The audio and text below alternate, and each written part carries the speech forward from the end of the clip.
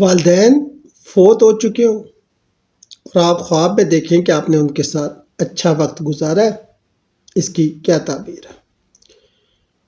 شروع کرتے ہیں اللہ کے نام سے جو بہت مہربان اور نہایت رحم والا ہے۔ السلام علیکم ورحمۃ اللہ وبرکاتہ۔ کیا خواب میں آپ نے والدین کے ساتھ اچھا وقت گزارا، خوشگوار وقت گزارا یا سفر کیا؟ حالانکہ وہ فوت ہو چکے ہیں تو یہ خواب بہت معنی خیز اور سکون دینے والا۔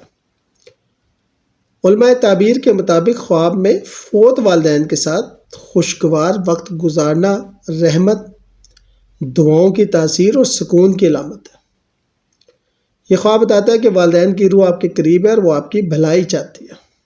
مثال کے طور پر اگر خواب میں والدین کے ساتھ خوشی کے لمحات گزار رہے ہیں تو اس زندگی میں کسی پریشانی کے ختم ہونے یا کسی کی نئی خوشخبری آنے کا اشارہ ہے۔